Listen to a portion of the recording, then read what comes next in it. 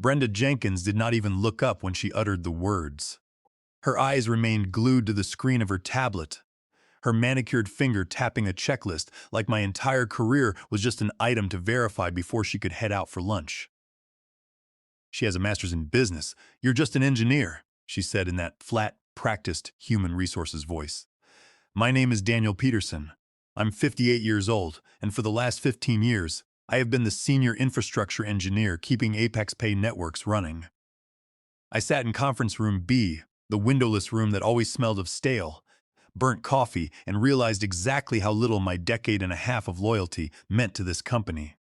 The walls were a dull gray, decorated only by a faded motivational poster about synergy, and a small box of tissues sat on the side table, probably for employees who broke down during these reviews. I was called in at 9:30 a.m. under a calendar invite cryptically titled Compensation Review. Nothing positive ever came from a meeting with that subject line. Brenda slid the document across the table. Her French manicured nails clicked against the polished wood. This is your adjusted compensation package for the new fiscal year, she said, leaning back. It reflects our standard merit increase. I looked down at the paper. Senior infrastructure engineer, 15 years of tenure. Proposed merit increase, 2.8%. Below that, in tiny print, was a sentence stating that the salary is aligned with internal equity guidelines. It was corporate code for we've decided what you're worth, and you have no leverage. A 2.8% raise in a year when inflation was double, that meant I was taking a pay cut. I looked up. 2.8%, I said. Correct, she replied. That is the standard band for technical individual contributors. I looked at the paper, then down at the floor, thinking about the server room 2 levels below us. I could hear the faint, low-frequency hum of the ventilation system. I knew every component, every server rack, every cable path in that building. What about Chloe Miller? I asked. Brenda's hand stopped moving. She forced a professional smile that didn't reach her eyes. I cannot discuss another employee's compensation. Chloe is the new operations director, I said. She started 5 months ago. She has no technical background, no experience in payment processing, yet I saw her onboarding documentation. She is making double my salary, isn't she? Brenda placed her pen down with deliberate slowness. Chloe has different qualifications. She has a master's in business from a top-tier university. She provides strategic oversight and cross-functional leadership. Strategic oversight, I repeated. And what does that translate to when the primary transaction databases fail at 2 a.m.? Does her degree write the database recovery scripts? Does her strategic oversight prevent transaction queues from overflow? Brenda's jaw tightened. Daniel, I understand you're frustrated. But we benchmark against market data. Leadership roles command different compensation bands. Education matters, credentials matter. You need to understand your position. Now my position, I said softly. Yes, she said, there it was. The raw truth, stripped of all the polite HR fluff.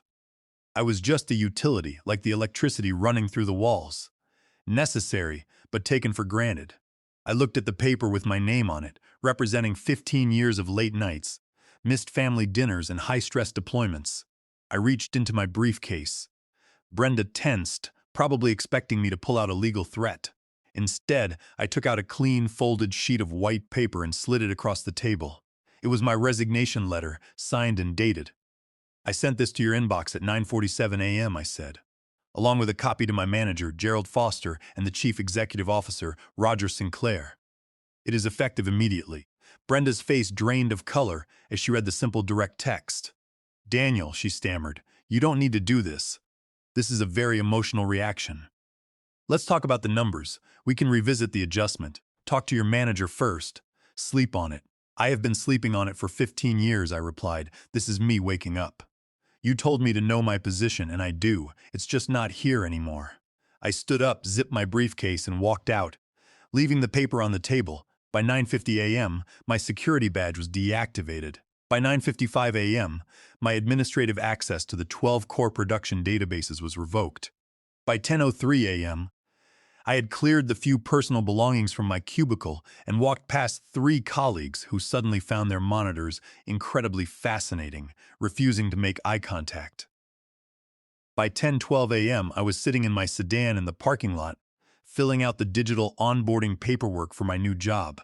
I had already accepted a principal engineer role at SecureNet Technologies weeks ago, offering a base salary of $165,000, a $40,000 signing bonus, and a 20% annual performance bonus, reporting directly to their CTO, Martha Webb.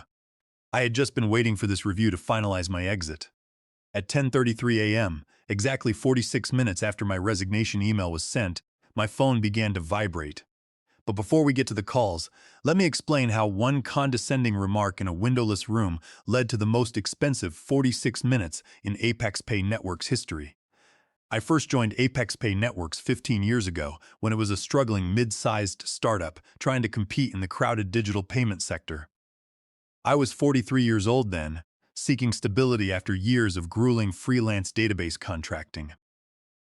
The infrastructure I inherited was a complete disaster, held together with nothing but luck, duct tape, and blind optimism. The main transaction database was located in a single server rack in Virginia, and the backup site in Oregon was a misconfigured server that had literally never been tested. Our monitoring system was so primitive, it could only tell you that a service had already crashed, but it provided absolutely zero information about why it had failed. My initial interview was with Gerald Foster, the original CTO who had built the company's early technology from scratch. He was an old-school engineer who wore faded flannel shirts, drank black coffee, and valued practical solutions over corporate jargon. He pointed at a whiteboard covered in messy, hand-drawn system diagrams and asked me point blank if I could keep the company from collapsing.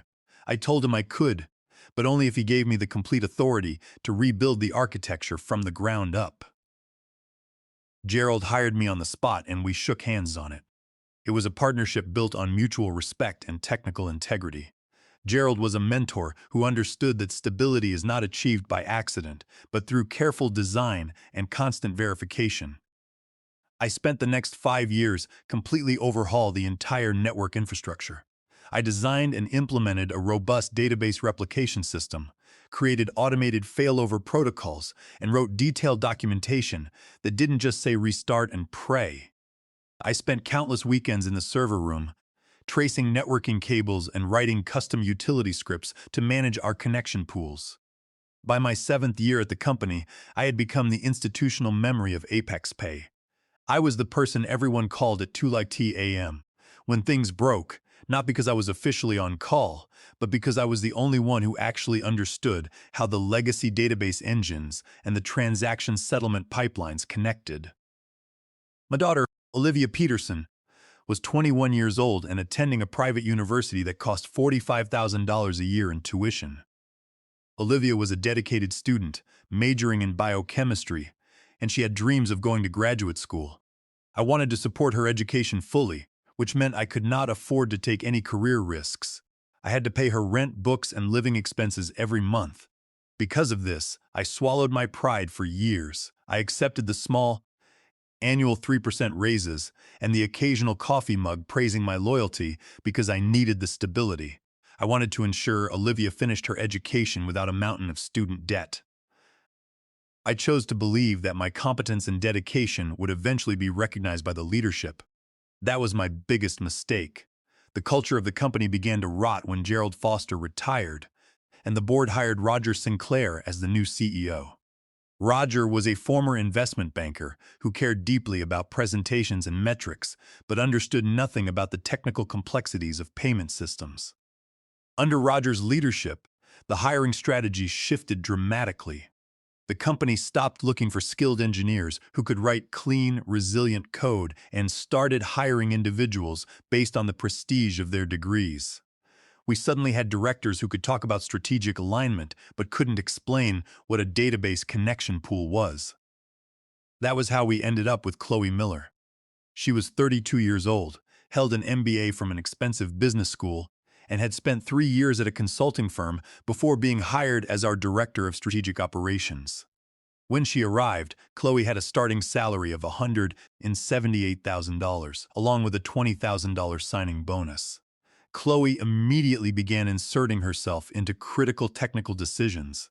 She would show up to architecture reviews, suggesting we containerize everything or migrate our core transactional systems to the public cloud overnight, without any understanding of the transactional security risks.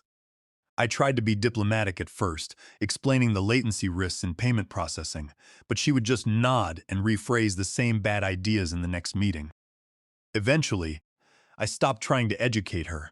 I began documenting her operational suggestions in my personal files, along with the reasons they would fail, to protect my junior engineers when things inevitably went wrong. She did not like being documented, so she began bypassing me. She would go directly to junior engineers like Peter Martinez and Sarah Davis, promising them corporate visibility and career advancement if they implemented her quick optimizations. One Friday afternoon, she pushed a deployment that bypassed my safety checks, crashing our primary API for 40 minutes. I spent the evening fixing it and wrote a detailed post-mortem pointing out the procedural failure. The board never saw it. 6 months later, Chloe was promoted, while I found out about her salary by accident when Peter Martinez accidentally left her offer letter in a shared folder. Seeing that a non-technical manager with 5 months of tenure was making exactly double my $89,500 salary was the moment I checked out. I did not get angry when I saw that salary document. I simply got quiet and began preparing my exit. But I also knew I had a powerful safeguard. Years earlier, tired of manual database recoveries during transaction spikes, I had written a proprietary software program called the Settlement Recovery Engine. This was a custom-built automation framework that continuously monitored the connection pools of our core transactional databases. If it detected slow timeouts to the settlement service, it would automatically throttle query rates, safely reallocate connections, and prevent a total database pool exhaustion. The connection pool was configured to allow a maximum of 150 concurrent sessions, which was fine for low traffic hours, but wholly inadequate during peak times. My software solved this by dynamically routing read-only queries to our read replica databases, freeing up the primary write database for actual payments. I spent 6 months developing this logic in my spare time, researching database performance bottlenecks and optimizing thread locks. I registered the copyright for this work to protect my intellectual property. The licensing agreement was very clear. If I left, the license was void, meaning they had zero legal right to execute the software. My lawyer friend had warned me that companies often try to steal proprietary code from engineers, so we made sure the terms were ironclad under federal copyright law, specifically Ask 17 U.S.C. 106. When I integrated it into the company's network, I had my lawyer friend draft a formal licensing agreement, signed by the former CTO Gerald Foster. The agreement granted ApexPay a non-exclusive license to use the engine, but with a strict clause. The license was valid only while I remained a full-time employee of the company. The moment my employment terminated for any reason, the license would automatically expire. Any continued use of the code after my departure would constitute federal copyright infringement under * 17 U.S.C. 501, which carried statutory damages of up to $150,000 per willful violation. By deactivating my cryptographic keys, I was not destroying their servers. I was simply retracting my personal property. When I walked out of the office at 10:03 a.m., after my resignation, the license officially expired. I did not delete the code or sabotage the server. That would be illegal. Instead, I simply deactivated my personal cryptographic keys that the engine used to pull configuration updates. Without those keys, the engine automatically went into a dormant state, disabling the query throttling algorithms. The system was now running on its default configurations, leaving it completely vulnerable to the silent connection exhaustion I had spent years preventing. Condon's pool exhaustion is a silent killer in high-throughput enterprise systems. When a client application opens a database connection, it occupies a thread. If the query executes slowly, that thread remains occupied. As traffic grows, the number of open connections hits the hard limit set in the database configuration, and any new incoming queries are immediately rejected. To the database engine, it appears perfectly healthy, but the web servers see it as a black hole. This was exactly what was happening at ApexPay, and my custom script had been designed to prevent it by recycling connections and queuing requests. Without the script, the junior engineers were completely in the dark. At 10:33 a.m., exactly 46 minutes after I sent my resignation, the first alerts began to fire. The transaction volumes always spiked around mid-morning, and today was no exception. As thousands of customers began processing payments, the connection pool on the settlement database began to fill. Under normal circumstances, my engine would have quietly throttled the less critical reporting queries to keep the transaction lanes clear. But today, the engine was dormant. The connections began to exhaust silently. Peter Martinez was the junior database administrator on duty. He checked the basic system monitor, which showed that the database service was still technically online. The runbook in front of him, which had not been updated in years, simply said to verify database health and check network latency. Everything looked fine to him because the database was not crashed. It was just refusing to accept new connections. Peter did not know that the connections were silently exhausting because the automated script was no longer managing them. He escalated the issue to Sarah Davis, the mid-level infrastructure engineer. Sarah was competent, but she had only been with the company for 2 years and had never seen the system run without my custom engine. She opened multiple terminal windows and began tailing the transaction logs. She saw that the payment gateway was timing out while attempting to connect to the reconciliation database. Because the timeouts were slow, the billing system started retrying the failed transactions automatically. This retry storm only generated more connection requests, compounding the problem and pushing the system closer to a complete collapse. By 10:45 a.m., the error rate had tripled. By 10:50 a.m., the payment processing pipeline was completely dead. Over 800 retail businesses using our gateway could no longer process customer credit cards. The dashboard in the operations center was flashing red, and the escalation emails were piling up.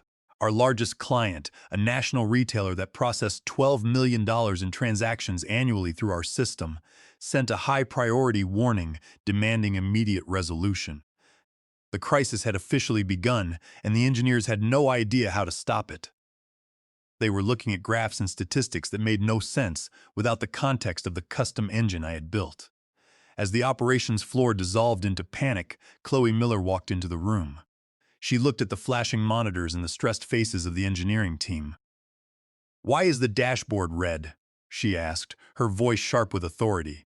"We are experiencing a critical connection failure." Sarah Davis explained without looking up from her screen. "The settlement database is refusing connections, and we are seeing a massive retry storm." Chloe crossed her arms. "Well, can't we just restart the database service? That always works." Chloe was pacing around the room, shouting at people and demanding that they fix the problem immediately. She had no understanding of what a retry storm was or how it affected the application stack. She believed that restarting the servers was a universal cure for all software issues. Sarah tried to explain the danger, pointing at the transaction log queues, which were growing at an exponential rate, but Chloe was deaf to advice. "No, Chloe. If we restart the database right now without identifying the root cause, the thousands of queued transactions will flood the system the moment it comes back online. It will trigger a secondary crash that could corrupt the transactional database." Chloe waved her hand dismissively. "I have a master's in business, Sarah. I know about process efficiency. A running system is better than a non-running one. Restart it immediately." Desperate and facing pressure from a director, Sarah executed the restart command. For about 20 minutes, the system seemed to recover. The dashboard turned green, and Chloe smiled, seemingly vindicated. But then, the tsunami of cached transactions hit. The connection pool exhausted instantly, and the database crashed again, this time locking the system tables and causing data corruption in the transaction ledger. The database was in a fragile state, and force restarting it locked the index tables, creating a deadlock. The outage was now far worse than before. The database corruption meant they had to verify transaction logs manually to ensure they didn't lose track of payments. By 11:30 a.m., 3 of our largest retail clients had sent formal breach of contract notices. Roger Sinclair, the CEO, rushed into the operations center. When Roger saw the stock price plummeting and the breach notices stacking up, he knew he was in deep trouble. "Where is Daniel?" he demanded. Brenda Jenkins, who had followed him in, looked uncomfortable. "He resigned this morning, Roger," she said, "over a compensation review." He walked out at 10:03 a.m. Roger's face turned pale. "You let our senior infrastructure engineer walk out during a transition phase? Do you have any idea how critical he is?" Brenda tried to defend herself. "He was being unprofessional. He demanded we match Chloe's compensation, and when we explained our equity bands, he quit without notice." Roger did not listen. He grabbed his keys and drove directly to my house. I was sitting on my porch, enjoying a cup of hot tea, when his luxury sedan pulled into my driveway. Roger got out, his expensive suit wrinkled, his hair disheveled. He walked up the steps and looked at me with desperation. "Daniel, please, the entire system is down. We are losing $2. 1 million every hour. I will offer you a $10,000 consulting fee to come back for just 2 hours and fix this." He tried to appeal to my sense of duty, saying we were like family. But I knew that when they wanted to lowball me, I was just a line item on a spreadsheet. I looked at him, took a sip of my tea, and stood up. "I do not work for you anymore, Roger. And as Brenda so clearly explained, education and credentials matter. You should ask Chloe to write a strategic slide deck to clear the database connections." I stepped inside and closed the door in his face. Back at the office, the board of directors had convened an emergency remote meeting. The board chair was furious. "How does one engineer leaving cause our entire payment network to collapse?" she demanded. Roger, speaking from his car, had to admit the truth. "Daniel built the entire infrastructure. He also holds the federal copyright for the settlement recovery engine under *17 USC. The license to use that software was tied to his active employment. When he resigned, our license terminated. Continuing to run his code right now is a federal violation under *17 USC. Par 501. The board members gasped. The legal implications were terrifying. They were not only losing millions in transactional revenue, but they were also actively committing copyright infringement with every minute the system tried to bypass the security layers. The remote board meeting was intense, and the board members were shouting at each other through the speakerphone. Roger had to repeatedly mute the line to compose himself before speaking. They were looking at a complete disaster, and their legal counsel was already advising them that they had no defense against a copyright claim. They had failed to verify their licensing agreements, and their technical leadership was non-existent. It was a perfect storm of corporate arrogance and ignorance. Chloe suggested hiring an external consultant. They contacted a premium technology firm, which sent over a consultant named Stuart Gable, charging $15,000 per day. Stuart arrived at 2:09 p.m., but after 2 hours of reviewing the custom diagrams, he shook his head. "I cannot reverse engineer 15 years of custom proprietary architecture in an afternoon," Stuart told them. "You need the man who designed this. Without him, any change I make could corrupt your ledger files permanently." By 4 p.m., the outage had been running for 5.5 hours. The board of directors held another emergency session. Realizing the scale of the disaster, they took decisive action. They terminated Brenda Jenkins immediately for her gross negligence in handling the compensation review and violating the constructive discharge doctrine. Brenda had violated employment guidelines by ignoring my warnings about compensation equity, exposing the company to constructive discharge liability. They also placed Chloe Miller on immediate administrative leave, pending a formal investigation into her breach of fiduciary duty, specifically for ordering unauthorized system restarts that caused severe database corruption. Chloe bypassed established technical controls and ordered a restart without engineering approval, causing permanent data corruption. Roger Sinclair was given a direct order from the board chair: secure Daniel Peterson's return at any cost. The board chair made it clear that Roger would be terminated next if the systems were not restored. Roger drove to the headquarters of SecureNet Technologies and waited in the parking lot. At 5:30 p.m., I walked out of the building after completing my first day of onboarding. Roger stepped out of his car and approached me looking like a man who had not slept in days. When Roger met me in the parking lot, he looked completely crushed. "Daniel," he said, his voice quiet and defeated, "I am sorry. We made a massive mistake. Brenda has been fired, and Chloe is gone. The board has authorized me to offer you whatever you want. We will match SecureNet's offer. We will give you a base salary of $165,000, a $40,000 signing bonus, a 20% performance bonus, and a direct reporting line to me. I looked at Roger. I thought about the 15 years of dedication I had given to Apex Pay, only to be told to know my position. I appreciate the offer, Roger, I said calmly, but I have already signed my contract with SecureNet. It was never just about the money. It was about working for a company that respects my expertise before they are forced to do so by a catastrophic failure. I start my regular duties here on Monday. I got into my car and drove away, leaving him standing in the parking lot. The catastrophic outage at Apex Pay finally ended at 11:47 p.m. that night, after 13 hours and 14 minutes of continuous downtime. The resolution did not come from the expensive consultant, Stuart Gable, who had spent his time asking basic questions. It came because Peter Martinez found a detailed documentation page I had written 2 years ago in our internal wiki, titled Payment Processor Database Recovery. The document detailed the exact SQL commands needed to manually flush the connection pool and scale the database parameters without my automated engine. Peter spent hours clearing deadlocks and rebuilding database indexes. He followed the instructions step by step, and the system slowly came back online. The final damage report for Apex Pay was devastating. The company lost $28 million in transaction fees and direct revenue.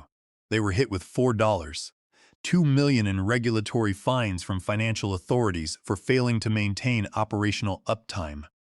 3 of their largest clients terminated their contracts immediately, migrating to competitors, and the company's stock price dropped by 12% in a single day of trading. The final financial impact was a painful reminder of why key technical assets must be respected. In the weeks that followed, the company attempted to recover its reputation. They hired a new, highly experienced CTO who insisted on auditing all software integrations and ensuring that no single employee held the sole keys to the infrastructure. They realized that paying a premium to ensure system stability was much cheaper than dealing with a multi-million-dollar outage. As for me, the consulting contract was a pleasant bonus. I worked from home, reviewing their new database migration plan, and spent the extra money on a family vacation. It was a clear demonstration that technical expertise cannot be replaced by management buzzwords. The experience was a turning point for me. It made me realize that my years of silence and dedication were actually enabling their poor behavior.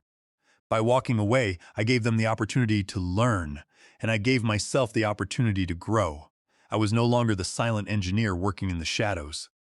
I was an independent professional who knew his value and wasn't afraid to stand up for it. 3 months later, Apex Pay reached out to me again. This time, they did not offer me a full-time job. They contacted me through an executive recruiter to ask if I would be willing to act as an external consultant to audit their new infrastructure migration. The hourly rate they offered was $450 per hour. I accepted the contract. It was ironic that the company that refused to pay me a fair salary was now paying me 10 times my old hourly rate just to review their system architecture. I am still working at SecureNet Technologies as a distinguished engineer. My daughter Olivia's university tuition is fully covered, and I no longer lose sleep over my finances. My new team respects my work because the leadership here understands that technology is built by people, not credentials. When junior engineers ask me how I handled the situation at my old job, I tell them to always believe people when they show you how little they value you. Do not waste time arguing. Simply walk away, let reality take its course, and let them find out exactly what your presence was worth.